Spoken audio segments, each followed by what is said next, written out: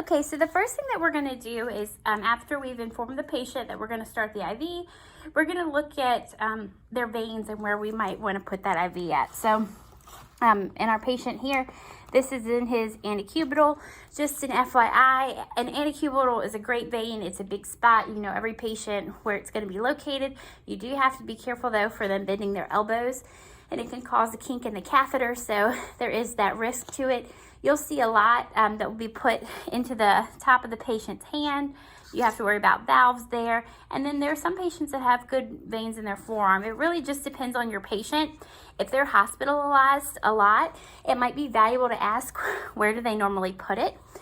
You also want to talk to your patient to see if they're on any blood thinners, if they've had a mastectomy and they can't have an IV on a certain side, or any other medical condition that you might need to know before you insert the IV. So first thing we're going to do is this patient says that this is the best side for him.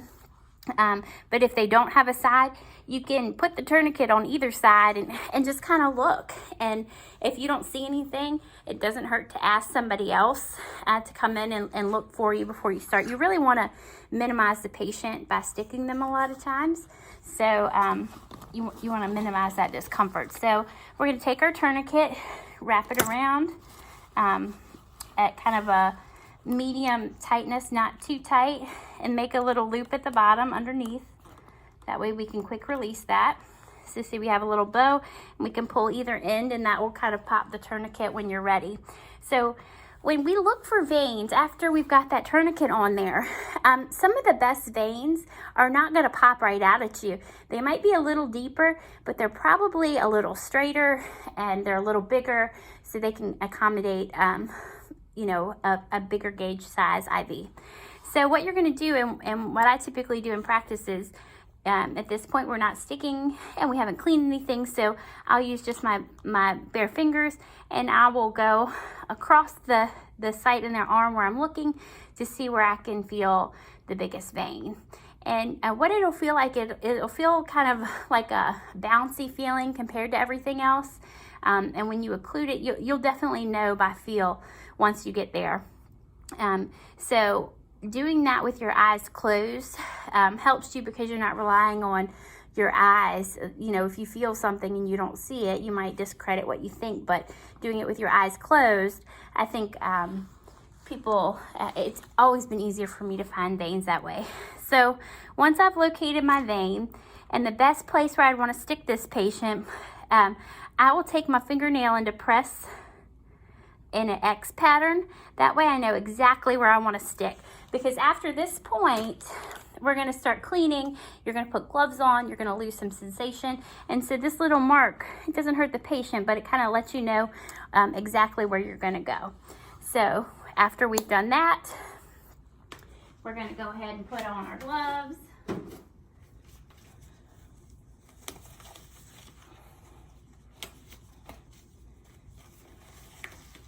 And I've seen nurses put gloves on and rip a finger off of it. When you know you're sticking a patient, you don't know what that patient has. So it's really best for you if you don't rip a hole in your glove, or I've seen nurses start an IV without gloves. That's just long-term something that could really be detrimental to you, because you don't know what your patient may have. Okay, so we've squeezed both sides on our chlorhexidine, and then we're going to clean the site. And really, if you mark it with your fingernail, you typically can still see it. And now that you have, your gloves on that are clean, you're ready to go. Before you start, it's helpful to take that little roll of tape and pull a few pieces off for securement. And I'll show you a little later how to secure that, but it's actually going to go underneath the hub with the sticky side up and then wrapped on each side. So it's always helpful to have that kind of ripped in there in advance. So we've cleaned our site. We've picked our needle, which we're going to use a blue 22. We've already loosened it, so we know that the hub will slide forward very easily.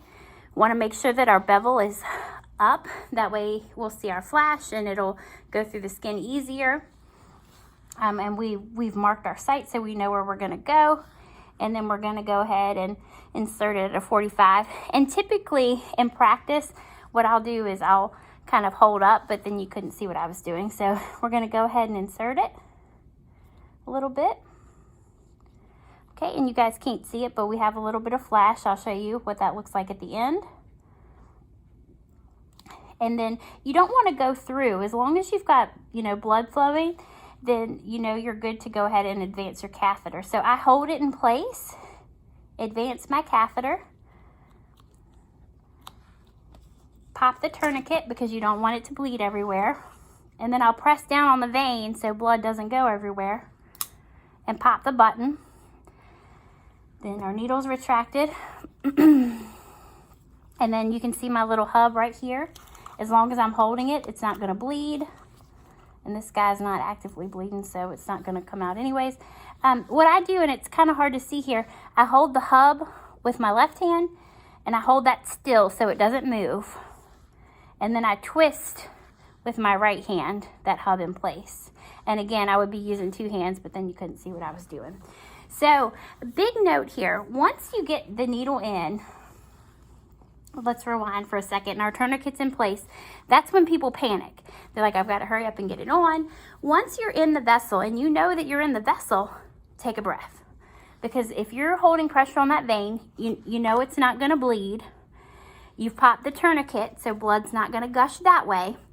So that gives you a little bit of time to get yourself together, because when you're seeing flash and did you go through and making sure it's in the right place, especially when you're new, kind of gets you amped up a little bit. So just take a breath, pause, get your extension set up. Again, you're going to hold it with one hand and see the little hub right here, and then you're going to twist with the other. That way you know your catheter does not move. After you get that in place, you're going to pull back and you will see red blood come back through the vessel, and you know that you're in the right place. And then you're going to give it a flush. So for the sake of sim, you're only going to flush a few mLs in there, but for a normal patient, you might flush 10 mLs. And flushing and then clamping immediately after ensures that there's no blood in the tip of that catheter, because that will allow it to clot, and then you'll have to change your IV.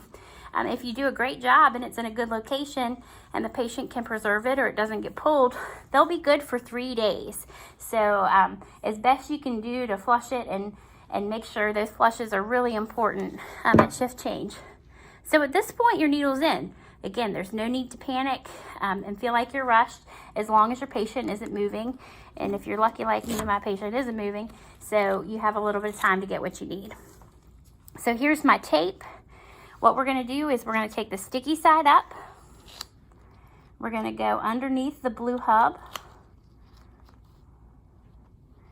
And then we're going to wrap it so we can still see the IV insertion site.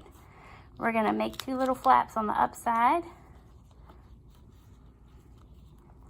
And I'll show you a picture in another angle so you can see it, so that you know that your hub is secure and in place. And then you're going to take your little tegaderm here with a little window on it. There it is. And you're going to place it so that your IV catheter is what you can see through that window. Before I do that, I'm going to go ahead and flip the angle so you can kind of see how I taped it.